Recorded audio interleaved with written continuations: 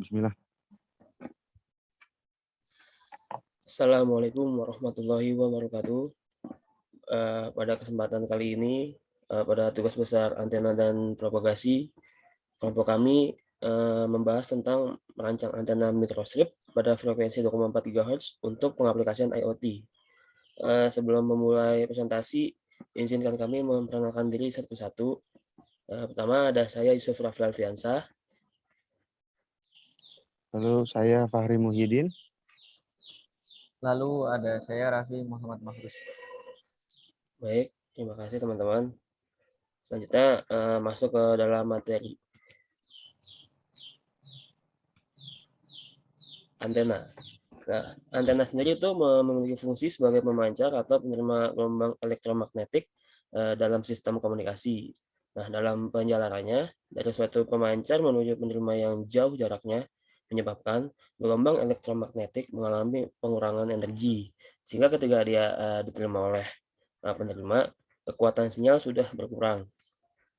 Untuk mendapatkan diterima dengan baik oleh penerima, maka diperlukan suatu antena yang mempunyai faktor polarisasi, penguatan gain tinggi, dan direktivitas yang lebar. Nah, selanjutnya ini materi inti yang kita bahas yaitu antena microstrip. Antena microstrip itu merupakan antena yang memiliki massa yang ringan, mudah difabrikasi, dan murah. Antena microstrip sangat sesuai dengan kebutuhan saat ini sehingga dapat diintegrasikan dengan peralatan komunikasi lain yang berukuran kecil, akan tetapi antena microstrip memiliki beberapa kekurangan seperti bandwidth yang sempit. Baik, selanjutnya akan dilanjutkan teman saya Fahri Muhyiddin.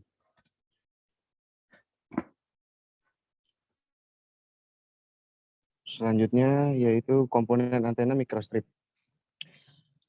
Pada bagian komponen antena microstrip ini terdiri dari 3 bagian. Yang pertama itu patch.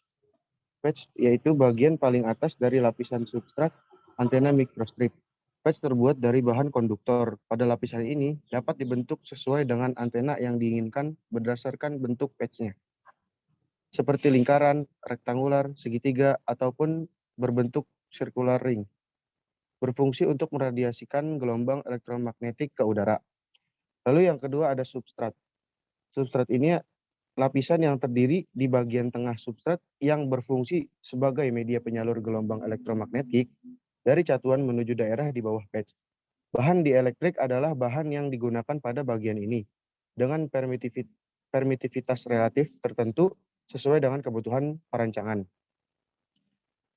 Yang ketiga yaitu ada ground plane, bagian terendah dari antena microstrip yang bertindak sebagai reflektor atau merefleksikan radiasi yang dihasilkan dari elemen peradiasi tersebut sehingga pola radiasi yang diinginkan dapat tercapai.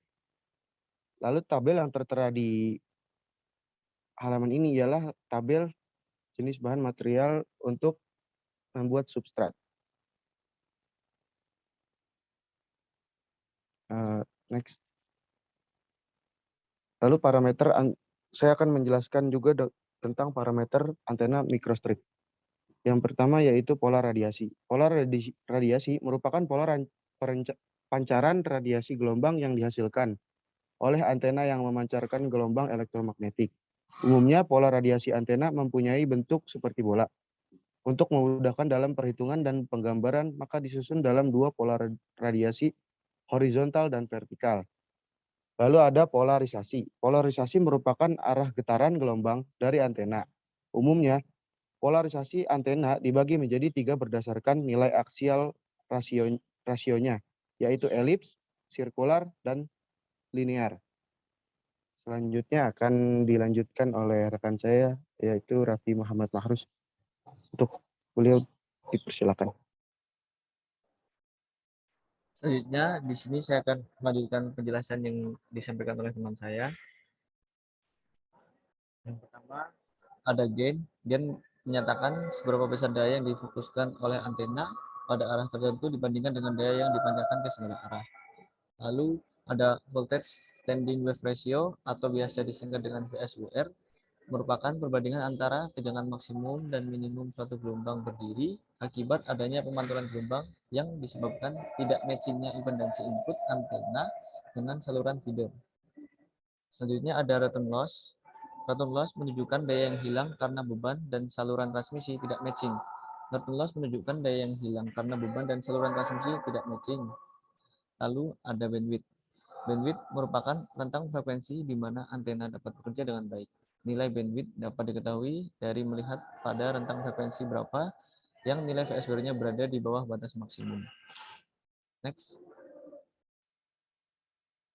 Lalu di sini adalah spesifikasi antena yang nantinya akan kami simulasikan yang akan digunakan untuk mensupport adanya IoT device. Jadi spesifikasinya pertama bentuk phase-nya adalah rektangular. Lalu frekuensi kita menggunakan frekuensi 2,4 GHz dengan return loss kurang lebih atau kurang sama dengan negatif 10 decibel. Terus ada VSWR kurang atau sama dengan 2 dengan impedansi kurang lebih 50 dengan konstanta dielektrik 4,3, ketebalan pad 0,035 mm dengan ketebalan substrat 1,6 mm dengan bahan substrat FR4 dan bahan pads berupa copper. Next. Mungkin dari saya segini saja, nanti akan dilanjutkan oleh teman saya Yusuf Rafli. Baik, kasih semua teman-teman sudah menjelaskan masing-masing. Mungkin segini dulu progres dari tugas besar kami. Kurang lebihnya mohon maaf, karena kami juga masih tahap proses pembelajaran. Sekian dari kami. Wassalamualaikum warahmatullahi wabarakatuh.